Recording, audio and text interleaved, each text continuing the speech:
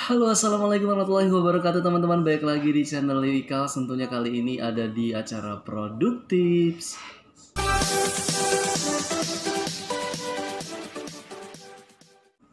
Nah, seperti biasa di acara Produktips ini saya akan berbagi tips tentang self development dan juga kepenulisan.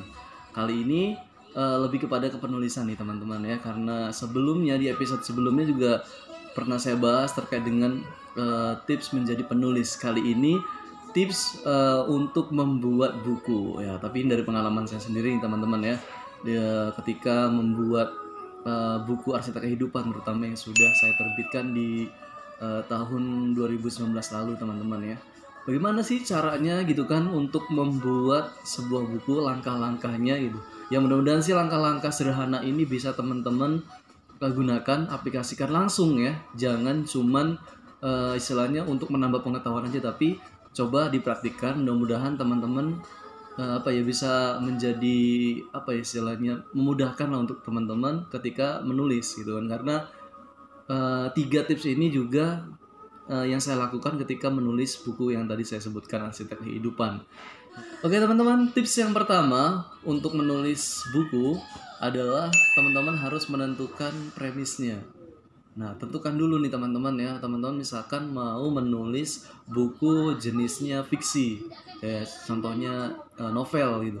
Berarti teman-teman harus menentukan premisnya dengan cara rumusnya teman-teman ya adalah karakter, tujuan, halangan. Nah, jadi intinya premis itu istilahnya itu kesimpulan dalam satu kalimat gitu. Ketika teman-teman menyebutkan bukunya teman-teman di sini apa sih? Bisa disebutkan dengan sebuah kalimat. Contohnya buku saya Arsitek Kehidupan gitu kan. Karakter, tujuan, halangan. Jadi karakternya itu adalah seorang anak muda, seorang mahasiswa.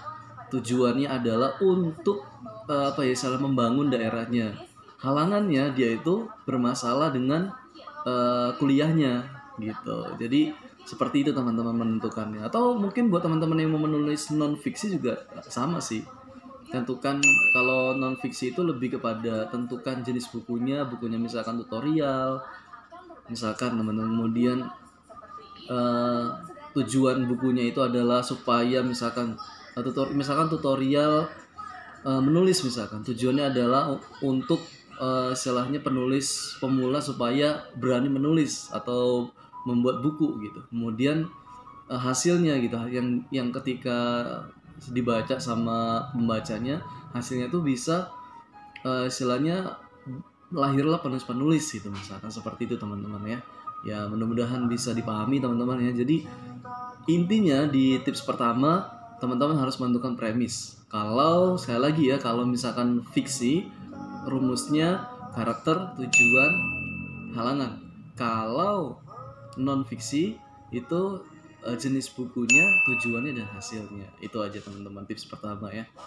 Lalu tips kedua, ketika teman-teman sudah menentukan premis, teman-teman harus membuat mind mapping. Nah, udah tahu dong ya, mind mapping itu peta pikiran di otak kita nih gitu kan ya. Jadi misalkan mau buku arsitek kehidupan gitu kan. Nah, kehidupan itu mau terdiri dari bab-babnya apa aja nih gitu kan. Itu kan alur semua cerita dari awal sampai endingnya gitu. Atau misalkan mau buku non fiksi juga sama teman-teman ya. Tentukan dari bab awal, tutorial pertama itu apa, kedua apa, sampai istilahnya hasilnya tadi gitu. Ketika sudah istilahnya membaca itu, hasilnya mau seperti apa sih pembaca ini gitu. Jadi ya, mind mapping mungkin teman-teman sudah sering mendengar lah. Kalau memang belum pernah mendengar mind mapping, silahkan search aja gitu kan, di Google sudah banyak contoh-contoh mind mappingnya. Lalu yang ketiga tipsnya teman-teman ya, ketika sudah membuat premis lalu juga membuat mind mapping, yang ketiga adalah membuat outline. Ini juga penting banget nih supaya kita nggak kemana-mana. Jadi tadi kan mind mapping itu kan istilahnya tuh baru bab-babnya aja gitu. Lah outline ini gitu kan, bab yang tadi teman-teman istilahnya coba poin-poinnya lagi, dipecah-pecah lagi. Misalkan kalau di arsitek kehidupan gitu, bab pertama itu tentang sketsa gitu. Jadi ceritanya tuh seperti apa sketsa ini. Nah, bikin poinnya, oh ternyata di sketsa itu gimana sih gitu kan ya, kegalauan si tokohnya gitu kan ya. kemudian dia punya mimpi di situ semua gitu kan. Atau buat teman-teman nulis non fiksi gitu kan, misalkan ya bab pertama misalkan nulis buku tentang kepenulisan gitu kan, bab pertama misalkan banyak membaca. Nah banyak membaca itu kan ada poin-poin, nah poin-poinnya tulis tuh. Nah kemudian juga di outline tuh di kolom ketiganya ada apa namanya targetnya gitu, misalkan ini berapa halaman nih gitu kan, untuk misalkan tadi bab 1 banyak membaca, poinnya misalkan membaca buku non fiksi. Nah, berapa ini penjelasannya gitu. Misalkan 5 lembar, 2 lembar gitu. Jadi terserah teman-teman. Jadi ya itulah simpelnya teman-teman ya.